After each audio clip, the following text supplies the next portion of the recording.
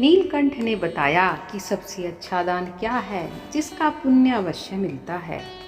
नीलकंठ ने बताया कि मनुष्य का सबसे उत्तम और श्रेष्ठ दान क्या है जिसका फल उसे अवश्य ही मिलता है।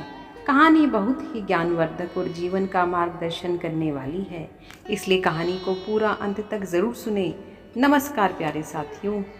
एक वट वृक्ष पर एक नीलकंठ अपनी पत्नी के साथ रहता था। एक दिन की बात है, नीलकंठ और उसकी पत्नी भोजन कर रहे थे। तभी नीलकंठ की पत्नी नज़र एक बुजुर्ग किसान पर पड़ती है जो एक पेड़ के नीचे बैठकर भोजन करने जा रहा था। तभी वहाँ एक भूखा भिखारी आता है और उस बूढ़े किसान से भीख मांगने लगता है। उस बुजुर्ग किसान ने खुद भोजन ना करके अपना खाना उस भूखे भिखारी को दे दिया। यह देखकर नीलकंठ की पत्नी नीलकंठ से कहती है, हे प्रिय, उस बुजुर्ग किसान ने खुद भोजन ना करके अपना भोजन उस भिखारी को क्यों दे दिया?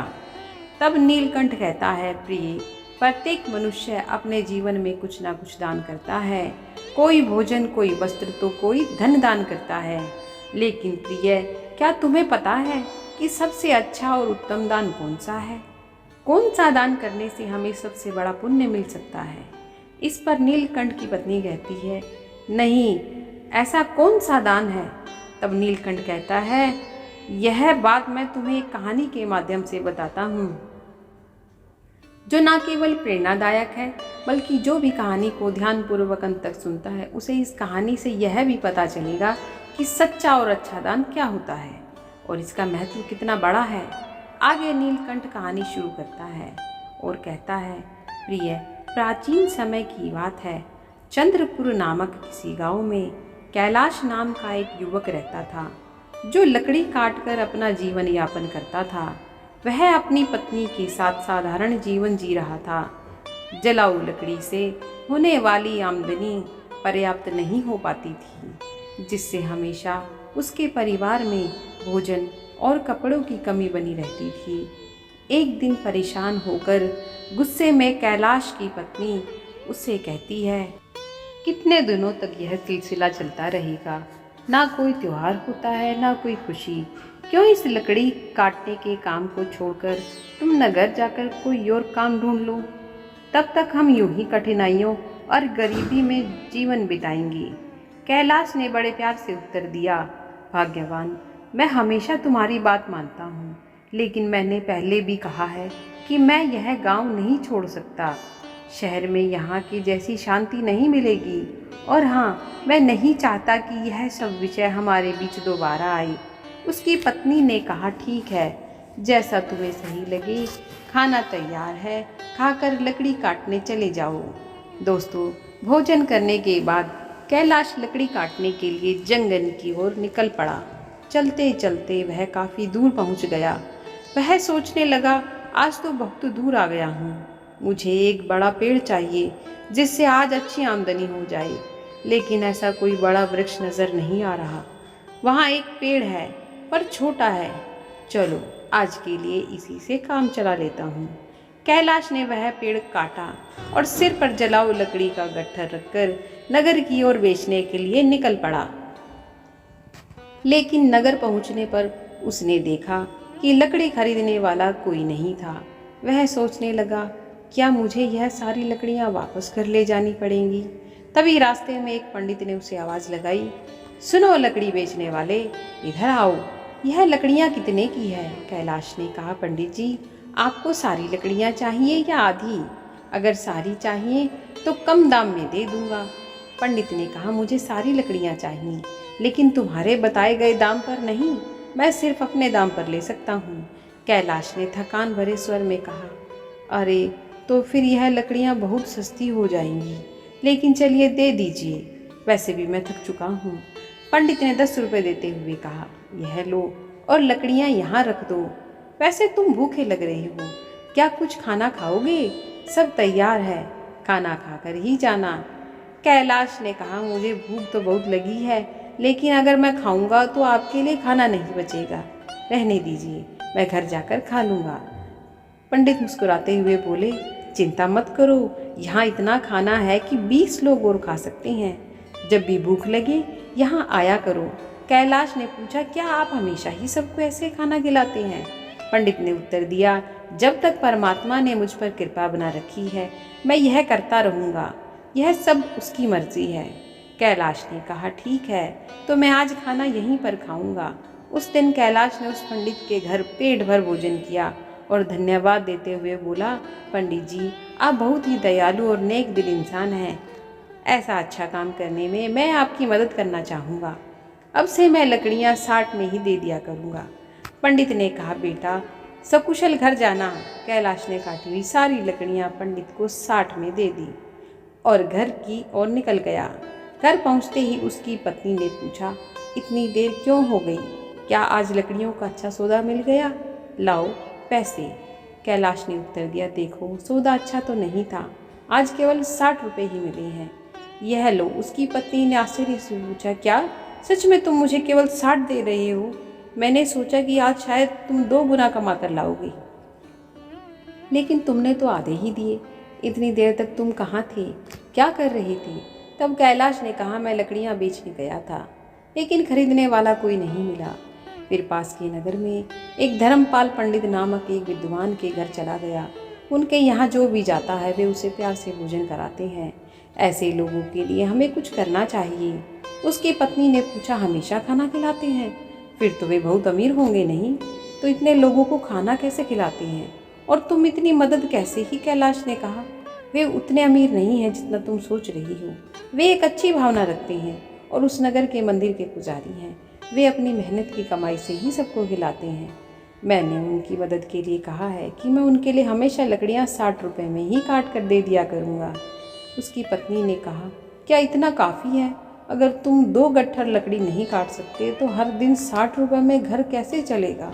मुझे बताओ। कैलाश ने उत्तर दिया, मैं अपनी हर कोशिश करूँगा और जो भगवान की इच्छा होगी वह होगा। आज मैंने उसके घर खाना खाया है, एक दिन तुम्हें भी वहाँ ले चलूँगा। इसके बाद कैलाश ने हर दिन जलाऊ लकड़ी काटी और अपने वादे के मुताबिक पंडित को सिर्फ 60 रुपये में ही बेचा। एक दिन पंडित भोजन करने बैठे ही थे कि बाहर से आवाज़ आई, पंडित महाराज, लकड़ी लेकर आया हूँ, यहाँ आकर लकड़ियाँ ले लीजिए ताकि मैं जा सकूँ। पंडित ने बाहर आकर कहा, कैलाश, मैं तुम्हें 60 रुपये नहीं दे सकता, तुम अपनी लकड़ियाँ वापस ले जाओ। और कैलाश ने कहा, पैसे कल दे देना, लेकिन लकड़ियाँ यहीं छोड़ दूँगा। मुझे बहुत भूख लगी है, क्या मुझे भोजन दे सकते हैं? वैसे भी आप सबको खिलाते हैं। पंडित ने मुस्कुराते हुए कहा, क्यों नहीं कैलाश, पहले अपने हाथ पैर धो लो, तब तक मैं भोजन की व्यवस्था करता हूँ। पंडित ने घर के अंदर जाकर अपनी पत्नी से यह बात कही। उसकी पत्नी बोली, आपने ऐसा वादा क्यों किया? हमारे घर में खाने के लिए कुछ भी नहीं बचा है, सिवाय उस भोजन के जो मैंने अभी आपको परोसा है। पंडित की पत्नी बोली, इस समय हम कैलाश को कैसे खिलाएंगे? सारा खाना खत्म हो चुका है, क्या आपको यह नहीं पता? पंडित बोले, अरे इसमें कौन सी बड़ी बात हो गई, तुमने जो खाना परोसा है वह कैलाश के लिए पर्याप्त है। मैं सोच रहा हूँ कि आज उपवास कर लूँ। पंडित की पत्नी बोली, मुझे बताओ तुम ऐसा कितने रोज करोगे? जब हमारे पास खुद के लिए भी पर्याप्त नहीं है तो दूसरों के लिए इतना सब क्यों करते हो? यह सब कहाँ से आएगा? पंडित बोले, ईश्वर सब कुछ देते हैं, पहले कैलाश को भोजन परोस दो। मित्रों, पंडित ऐसे ही लोगों को भोजन कराते थे, भले ही उनके पास समय के लिए भी कुछ ना हो। एक दिन कैलाश लकड़ी काटने जंगल गया। उसने सोचा, जंगल के किनारे के सारे सूखे पेड़ तो मैं पहले ही काट चुका हूँ, अब जो बचे हैं वे सब हरे पेड़ हैं। जंगल के अंदर जाना थोड़ा मुश्किल लग रहा है, मैं इससे पहले कभी इतना अंदर नहीं गया। यहाँ जंगली जानवर भी हो सकते हैं, अगर मुझे कुछ हो गया तो क्या होगा? यह सोचकर वह जंगल के भीतर डरते डरते चला गया। वह काफ़ी दूर निकल गया, लेकिन कोई उपयुक्त पेड़ नहीं मिला। अचानक उसे एक बड़ा पेड़ दिखा। उसने सोचा, यह शाखा तो काफ़ी मजबूत है, इसे काटूं तो 3 गट्ठर लकड़ी बन जाएंगी, पहले ही बहुत देर हो चुकी है। यह सोचकर कैलाश उस पेड़ पर चढ़ गया। वह उसी शाखा पर बैठ गया और उसी को काटने लगा। शाखा बहुत बड़ी थी, इसलिए काटने के बाद वह बगल के पेड़ और एक छोटे टीले के पास गिर गई। तभी अचानक वहाँ एक साधु प्रकट हुए और बोले, मेरी तपस्या किसने भंग की? लगता है यह तुम ही थे। साधु क्रोध से भर गए और बोले, मैं तुम्हें श्राप देता हूँ कि तुम कुत्ते बन जाओगे। कैलाश घबरा गया और बोला, महाराज मुझे माफ़ कर दीजिए, मुझे नहीं पता था कि आप यहाँ तपस्या कर रही हैं। साधु बोले, मैं यहाँ वर्षों से तपस्या कर रहा हूँ, तुमने मेरी तपस्या तोड़ी है, इसलिए तुम इस पाप के भागीदार हो। कैलाश ने विनती की, महाराज मैं रोज़ लकड़ियाँ काटने आता हूँ और उन्हें बेचकर अपनी आजीविका चलाता हूँ।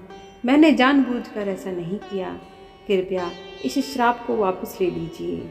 यह सुनकर साधु का गुस्सा थोड़ा शांत हुआ। तब वे कैलाश से बोले, मैंने जो श्राप तुम्हें दिया था इसे वापस लेना संभव नहीं है, लेकिन एक उपाय है जिससे तुम इस श्राप से मुक्त हो सकते हो। कैलाश ने पूछा, कृपया मुझे उपाय बताइए। महाराज मैं इस श्राप से कैसे मुक्त हो सकता हूँ? साधु बोले, तुम ऐसे 2 लोगों को ढूंढो जो सबसे अच्छा दान करते हो। उनके भोजन के बाद बचा हुआ एक भी दाना खा लेने से तुम्हारे श्राप का असर धीरे धीरे समाप्त होने लगेगा।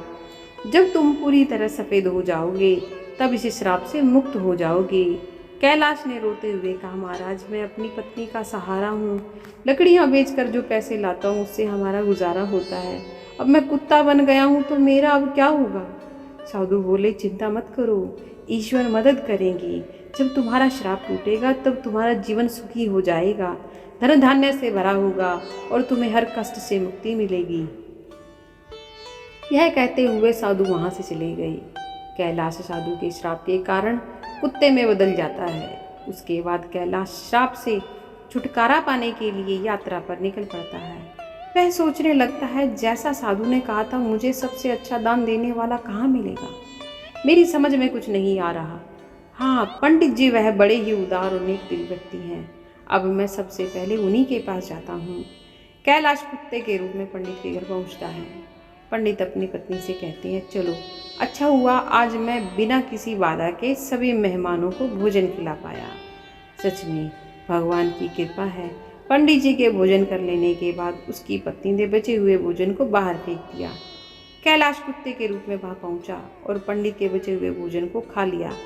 खाना खाते ही उसका आधा शरीर सफ़ेद हो गया और कैलाश खुशी से कहता है, मुझे पता है कि पंडित जी बहुत ही दयालु व्यक्ति हैं, मुझे आधे से मुक्ति मिल गई, लेकिन पूरी तरह मुक्त होने के लिए मुझे किसी और को ढूंढना होगा। यह सोचते हुए कैलाश आगे बढ़ता है। वह कहता है, अगर मैं इस श्राप से मुक्त हो गया तो मैं सुख समृद्धि और शांति के साथ जीवन जीऊंगा। इतना कहकर कैलाश दूसरे व्यक्ति की तलाश में निकल पड़ता है। एक दिन वह मोहन नाम के एक युवक को हल जोतते हुए देखता है। कैलाश कुत्ते के रूप में उसके घर के सामने बैठ जाता है। तभी राम नाम का एक व्यक्ति वहाँ से गाय लेकर जाता है। वह कहता है, मोहन बहुत ही नेक इंसान है, वह सिर्फ मुझे ही नहीं कई और लोगों को भी गाय दान कर रहा है। ऐसे व्यक्ति को आशीर्वाद मिलना चाहिए। कैलाश यह सुनकर सोचता है, वाह आज मुझे श्राप से मुक्ति मिल जाएगी। मोहन भी पंडित की जैसे ही दयालु होंगे। अब देखता हूँ वह कब भोजन करते हैं। कैलाश वहाँ बहुत देर तक इंतज़ार करता है। मोहन ने जब भोजन किया और पत्तल को बाहर फेंक दिया तो कैलाश तुरंत उठ उस पत्तल पर बचा हुआ खाना खा लेता है, लेकिन यह देखकर वह हैरान रह जाता है। वह कहता है, अरे मेरे शरीर का रंग नहीं बदला, मोहन ने तो गाय का दान भी किया था, फिर भी यह क्यों नहीं हुआ? मुझे कुछ समझ नहीं आ रहा था। थोड़ी देर बाद कैलाश वापस पंडित जी के घर के बाहर आकर बैठ गया। वहाँ उसने 2 युवकों को बातचीत करते हुए सुना। पहला युवक बोला, अरे भाई आज मोहन ने फिर गाय का दान दिया। दूसरा युवक बोला, हाँ वह चाहे कितना भी बड़ा दानी दिखे लेकिन हमेशा नगर के बाहर वालों को ही बुलाकर दान करता है। सच जानोगे तो हैरान रह जाओगे, उसकी सारी गाय 2 महीने से ज़्यादा दूध नहीं देती। पहला युवक चौंक कर बोला, क्या? अगर वह ऐसा करता है तो उसे अवश्य ही पाप लगेगा। हमारे राजा की तरह कोई और नहीं कर सकता, वह एक महान दानी है। 1 हफ्ते खाना बांट रहे हैं और कल आखिरी दिन है। अन्य दान के साथ वहाँ वस्त्र दान भी करेंगे। राजा खुद वहाँ सबके साथ 1 हफ्ते से खाना खा रहे हैं। कभी उनके जैसा परोपकारी देखा है? कहीं अरे यह तो कुछ भी नहीं। उन्होंने हमारे नगर में अच्छी सड़कें बनवाई हैं, हर जगह कुएं और तालाब खुदवा दिए। सच में उन्होंने हमारे लिए बहुत कुछ किया है। ऐसा धर्मात्मा मैंने कभी नहीं देखा। यह बातें सुनकर कैलाश कुत्ते रूप में बहुत खुश हुआ और उसके मन में विचार आया, चलो अब तो तय है कि मुझे मेरे श्राप से मुक्ति मिल जाएगी। मुझे तुरंत राजा के पास जाना चाहिए। वह राजमहल में नहीं बल्कि लोगों के साथ खाना खा रही हैं। इस अवसर का लाभ उठाना चाहिए। अगले ही दिन कैलाश उस जगह पहुंच गया जहां राजा भोजन कर रहे थे। वहां उसने राजा को कपड़े बांटते हुए देखा। वह सोचने लगा, राजा कितने महान हैं। वह भोजन देने के साथ साथ सभी को वस्त्र भी बांट रहे हैं। मैं जिन अच्छे लोगों को ढूंढ रहा था, निश्चय ही यह वही व्यक्ति है। मुझे उसके भोजन के बाद इंतजार करना होगा। राजा के भोजन करने के बाद सैनिक उस पत्ते को बाहर फेंक देते हैं जिसमें राजा ने खाना खाया था। यह देखकर कैलाश वहां आ गया और उस पत्ते से बचा हुआ खाना खा लिया। लेकिन यह देखकर वह चौंक गया। उसने कहा, अरे यह क्या, इतने महान दानी राजा का भोजन करने के बाद भी मेरा रंग नहीं बदला। यह श्राप तो किसी दूसरी वजह से लग रहा है। मुझे तुरंत उस साधु के पास जाना चाहिए जिन्होंने मुझे ये श्राप दिया। कैलाश उस स्थान पर पहुंचा जहाँ साधु मौजूद थे। वह साधु को प्रणाम करता है। साधु उसे निराश देखकर पूछते हैं, क्या हुआ कैलाश? ऐसा लगता है कि तुम्हें अभी तक केवल एक ही सही व्यक्ति मिला है। तुम्हारा केवल आधा अंग ही बदला है। क्या तुम्हें कोई नहीं मिला? श्राप मिले हुए भी काफी समय हो गया।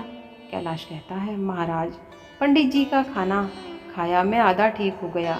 इसके बाद मैंने उससे भी बड़े दानी लोगों को देखा, लेकिन उनके खाने का कोई असर नहीं हुआ। साधु थोड़ी देर रुककर बोलते हैं, इसके आश्चर्य की बात नहीं है। उनके कर्मों का वास्तविक स्वरूप जानना जरूरी है। आगे कैलाश कहता है, इसके अलावा हमारे नगर के राजा बहुत धर्मी हैं। एक हफ्ते तक राजा ने सभी को भोजन कराया और वस्त्र भी बांटे। इतने धर्मप्राय व्यक्ति द्वारा खाया हुआ भोजन खाने के बाद भी मैं श्राप से मुक्त नहीं हो पाया। इसमें कुछ रहस्य जरूर है, मुझे कुछ समझ नहीं आ रहा है। महाराज कृपया आप ही बताइए। साधु ने कहा, कैलाश जिन जिन लोगों को तुमने देखा उनमें से किसी का दान सच्चा दान नहीं था। मोहन ऐसी चीजें दान कर रहा था जिनकी उसे कोई ज़रूरत नहीं थी। अगर उसे उनकी ज़रूरत होती तो वह उन्हें कभी दान नहीं करता। और राजा जो कुछ भी देता उसे दान नहीं माना जा सकता, क्योंकि वह खुद नहीं कमाता। वह तुम्हारे जैसे लोगों द्वारा दिए गए राजस्व का उपयोग राज्य के लोगों पर करता है। साधु ने आगे कहा, कल के दान में जो भोजन और वस्त्र बांटे गए वे भी राजस्व से ही आए थे। इसलिए राजा द्वारा किया गया दान दान नहीं माना जाएगा। वह सिर्फ लोगों का पैसा लोगों पर खर्च कर रहा है। ऐसे में राजा के भोजन का तुम्हारे श्राप पर कोई असर नहीं हो सकता। समझ लो, सही दान वही था जो पंडित ने भूखे को भोजन देकर किया। भले ही उन्होंने खुद नहीं खाया, लेकिन उनका दान सबसे श्रेष्ठ था। इसलिए तुम्हें और प्रयास करना होगा।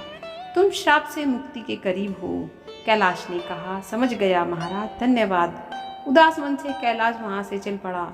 उसने सोचा, बाप रे कितनी दूर आ गया हूँ, बहुत भूख लगी है। अच्छा होगा कि पास में कुछ खाने को मिल जाए। तभी उसने देखा एक किसान घड़े में पानी लेकर जा रहा था। पास में खड़े दो युवक आपस में बातें कर रहे थे। उस किसान को देख रहे हो? वह रोज इस धूप में से इस पानी से भरे मटके से यहाँ से गुजरने वालों को पानी पिलाता है। वह बूढ़ा आदमी 80 साल से अधिक का लगता है, पर फिर भी उसका काम काबिले तारीफ है। थोड़ी देर में किसान ने खाना निकाला और खाने लगा। कुत्ते ने रूप में भूखे कैलाश को देखकर किसान ने उसे भोजन में से कुछ लिया और उसे दे दिया। जैसे ही कैलाश ने वह भोजन खाया, उसका श्राप समाप्त हो गया और वह वापस इंसान बन गया। उसने किसान को धन्यवाद दिया और खुशी खुशी वापस लौट आया। उसने सोचा, सचमुच दान कभी छोटा या बड़ा नहीं होता। भूख मिटाने वाले पंडित और प्यास बुझाने वाले इस किसान जैसा होना ही सच्चा दान है। सबसे अच्छा दान वही है जो निस्वार्थ भाव से दूसरों की मदद के लिए किया जाए। चलते चलते कैलाश अपनी पत्नी के पास अपने घर पहुंच गया और खुशी से रहने लगा। उधर पंडित ने इतना दान कर दिया था कि उसकी आर्थिक स्थिति खराब हो चुकी थी। जब उसकी पत्नी ने उससे कहा, पास के नगर में एक राजा रहते हैं जो पुण्य को खरीद लेते हैं, आप उनके पास जाकर अपना कुछ पुण्य बेचकर पैसे ले आइए ताकि हमारा काम चल सके। पंडित ने पहले तो मना कर दिया, लेकिन पत्नी के बार बार कहने पर वह जाने को तैयार हो गया। उसकी पत्नी ने उसके खाने के लिए 4 रोटियां बनाकर दी। पंडित अपने घर से चल पड़ा। जब वह नगर के समीप पहुंचा तो उसने एक तालाब देखा। वहाँ स्नान आदि कर्मों से निवृत्त होकर वह रोटियां खाने के लिए बैठा ही था, एक कुतिया उसके सामने आ गई।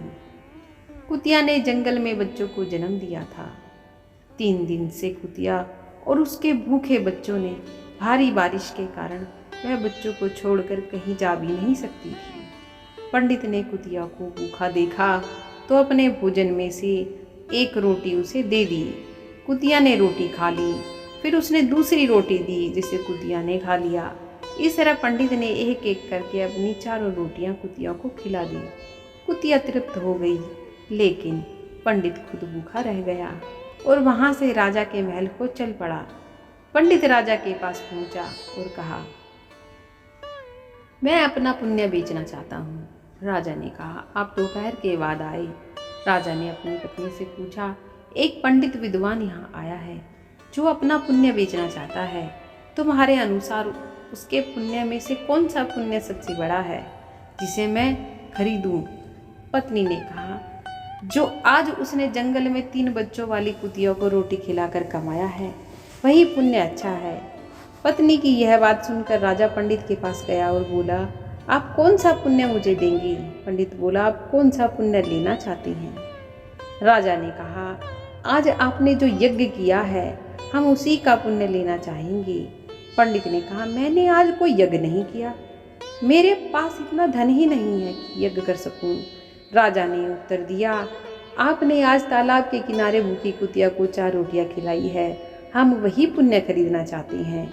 पंडित ने पूछा, उस समय तो वहाँ कोई नहीं था, आपको कैसे पता चला? राजा ने कहा, मेरी पत्नी पतिव्रता है, उसी ने मुझे यह सब बातें बताई है। पंडित ने कहा, बहुत अच्छा, ले लीजिए, लेकिन इसका मूल्य क्या देंगे? राजा ने कहा, आपकी रोटियों में जितना वजन की थी मैं उतने ही वजन के हीरे मोती तोल कर दूंगा। पंडित ने सहमति दे दी। राजा ने अंदाज से उतने ही वजन की 4 रोटियां बनवाई। राजा ने रोटियों के वजन की बराबरी के लिए तराजू में हीरे और मोती रखवा दिए, लेकिन जितने भी रत्न रखे गए रोटी वाला पलड़ा ऊपर नहीं उठा। राजा ने कहा, और रत्न लेकर आओ। जब पंडित ने अपने पुण्य का ऐसा प्रभाव देखा तो उसकी आंखें खुल गई। उसने कहा, राजा जी, मैं भी यह पुण्य नहीं बेचूंगा। राजा बोला, जैसी आपकी इच्छा। पंडित वहां से चला गया और अपने घर की ओर लौटने लगा। लौटते समय वह उसी तालाब के पास पहुंचा जहां उसने कुतिया को रोटियां खिलाई थी। वहां पहुंचकर वह एक पेड़ के नीचे बैठ गया और सोचने लगा। तभी वहां एक संत आए। जब उन्होंने पंडित को चिंतित देखा तो कहने लगे, क्या बात है पुत्र, बहुत चिंतित लग रहे हो। तो पंडित ने कहा, महात्मा को प्रणाम किया और सारी बात बताई। इस पर महात्मा बोले, पुत्र, तुमने उचित किया, पुण्य का सौदा नहीं किया जाता, वह तो समय फलदायी होता है। जो मनुष्य जैसा कर्म करेगा समय आने पर उसका वैसा ही फल उसे मिलेगा। महात्मा की बात सुनकर पंडित को शांति मिली और वह महात्मा से विदा लेकर अपने घर को जाने लगा।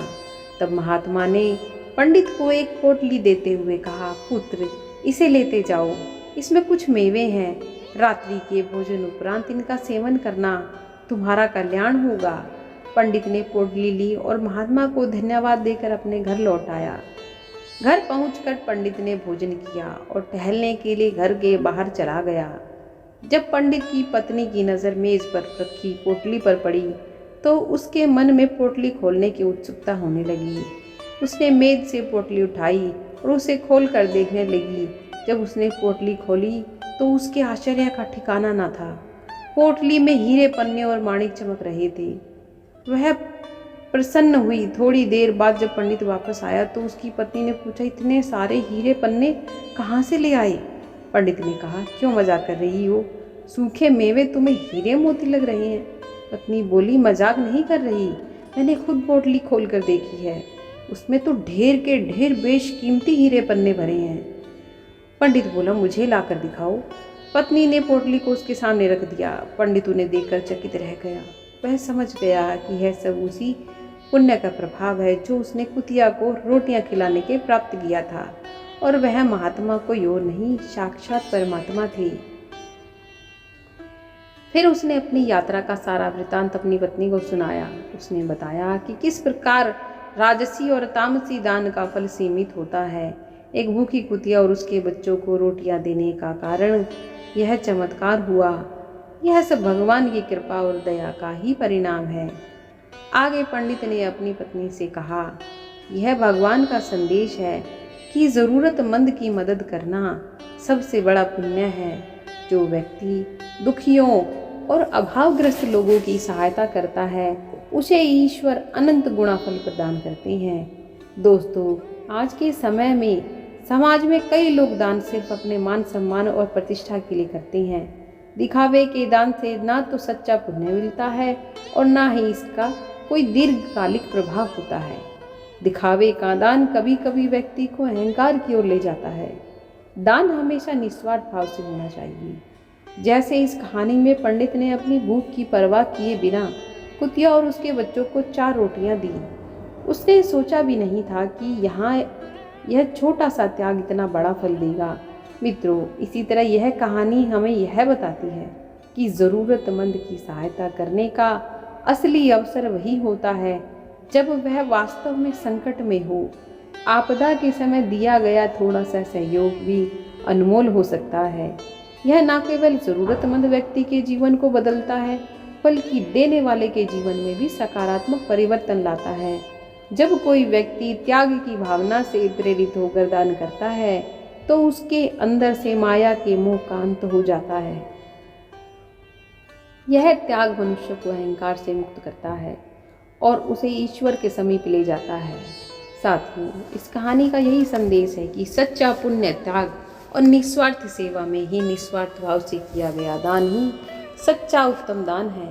हर मनुष्य को यह प्रयास करना चाहिए कि वह अपनी क्षमता के अनुसार दान पुण्य और ज़रूरतमंदों की मदद करे। ज़रूरतमंद की सेवा करना ही सच्चा धर्म है। जैसे पंछी पानी पीने से नदी का पानी कम नहीं होता, ठीक उसी प्रकार सामर्थ्य अनुसार दान करने से धन खत्म नहीं होता। दोस्तों, कहानी अच्छी लगी हो तो वीडियो को लाइक करके कथा कहानी चैनल को सब्सक्राइब कर लेना और साथ में बेल आइकन भी दबा देना। मिलती हूँ आपको एक और नई कहानी के साथ। धन्यवाद। खुश रहिए, स्वस्थ रहिए। राधे राधे।